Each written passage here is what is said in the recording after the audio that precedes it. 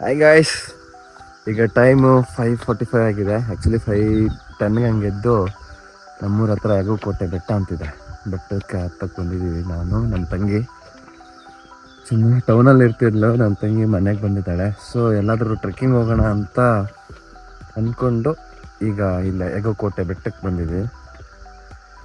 ಈಗ ಹತ್ತಕ್ಕೆ ಸ್ಟಾರ್ಟ್ ಮಾಡ್ತಾ ಇದ್ದೀವಿ. ಮಿನಿಮಮ್ ಒಂದು 20 ಮಿನಿಟ್ಸ್ ಸಾಕು, ಜಾಸ್ತಿ ಅದು ಜಾಸ್ತಿನೇ. ನೋಡೋಣ ಎಷ್ಟೊತ್ತು ತಗೋತೀನಿ ಅಂತ.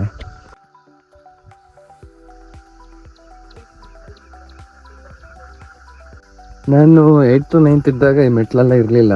ಆ್ಯಕ್ಚುಲಿ PUCಗೆ ಹೋದ್ಮೇಲೂ ಇರಲಿಲ್ಲ ಅನ್ಸುತ್ತೆ. ಆಮೇಲೆ ಮಾಡಿರೋದು ವಿತಿನ್ 4-5 ಇಯರ್ಸಲ್ಲಿ ಮೆಟ್ಲೆಲ್ಲ ಮಾಡಿರೋದು.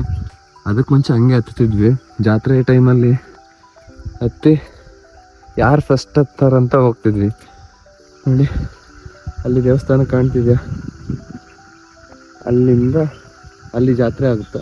ಅಲ್ಲಿಂದ ಓಡ್ ಬರ್ತಿದ್ವಿ ಹಿಂಗೆಲ್ಲ. ಹಿಂಗೆ ಓಡ್ ಬಂದು ಒಂದು ಅಲ್ಲಿ 3 ನಾಮ ಬರೆದಿತ್ತು ಫಸ್ಟ್ ಪೇಂಟಲ್ಲಿ. ಅದು ಅರ್ಧ ಅಂತ ಕನ್ಸಿಡರ್ ಮಾಡಿಕೊಂಡು ಅಲ್ಲಿಗೆ ಯಾರು ಫಸ್ಟ್ ರೀಚ್ ಆಗ್ತಾರಂತ ಚಾಲೆಂಜ್ ಮಾಡ್ಕೊತಿದ್ವಿ. ಈಗೆಲ್ಲ ಅಷ್ಟು ಸ್ಟ್ಯಾಮಿನಾ ಇಲ್ಲ, ಯಾರಿಗೂ ಹುಡುಗರು ಏನು ಮಾಡೋದೇ ಇಲ್ಲ. ಈಗ ಮೆಟ್ಲು ಬೇರೆ ಕಟ್ಬಿಟ್ಟಿದ್ದಾರೆ, ತುಂಬ ಈಸಿ ಆಗಿಬಿಡುತ್ತೆ. ಒಂದು 10 ಮಿನಿಟ್ಸಲ್ಲಿ ಹೋಗ್ಬಿಡ್ತೀವಿ, ರೀಚ್ ಆಗ್ತೀವಿ.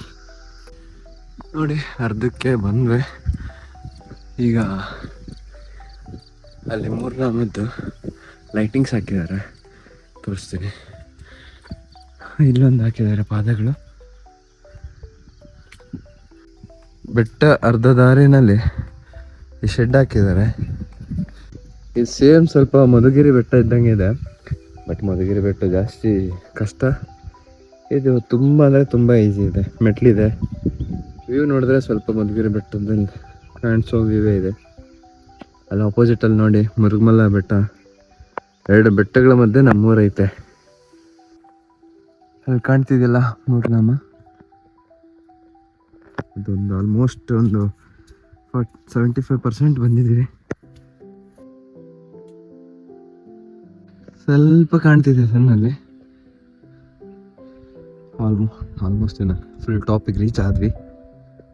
ಇದೆಲ್ಲ ಶೆಡ್ಡೆಲ್ಲ ಮಾಡಿದ್ದಾರೆ, ಮೊದಲಿರಲಿಲ್ಲ. ಒಳ್ಳೆ ದೇವಸ್ಥಾನ ಎಲ್ಲ ಕಟ್ಟಿದ್ದಾರೆ, ಚೆನ್ನಾಗಿರೋದು. ಅವಾಗ ಸಣ್ಣ ಗುಡಿ ಇತ್ತು, ಈಗ ಪರವಾಗಿಲ್ಲ, ಎಲ್ಲ ವ್ಯವಸ್ಥೆ ಮಾಡಿದ್ದಾರೆ ರೆಸ್ಟ್ ಮಾಡೋದಕ್ಕೆ. ನೋಡಿ ಗೈಸ್, ಈಗ ನಮ್ಮೂರು ಕಡೆ ಚಿಕ್ಕಮಗಳೂರು ಆಗಿದೆ.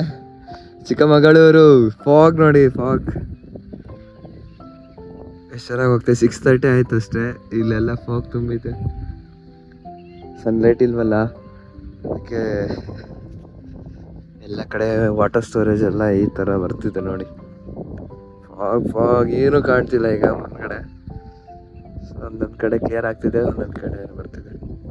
ನೋಡಿ ಅಲ್ಲಿ ಮುರುಗಮಲ್ಲ ಬೆಟ್ಟ, ಬೆಟ್ಟದ ಮೇಲೆ ಹೊಗೆ ಬಿಟ್ಟಂಗೆ ಆಗೈತೆ. ಹಿಂಗೆ ಬಿಟ್ಟಿದ್ರೆ ಲಿಂಗದ ಮೇಲೆ ಬಿಡ್ತಾರಲ್ಲ, ಬಿಟ್ಟಾಗ ಹಂಗೆ ಫ್ಲೋ ಆಗುತ್ತಲ್ಲ, ಹಂಗೆ ಫ್ಲೋ ಆಗ್ತಾ ಇದೆ ನೋಡಿ. ವಾ ಸಖತ್ತಾಗಿ ಕಾಣ್ತಿದೆ ಗುರು.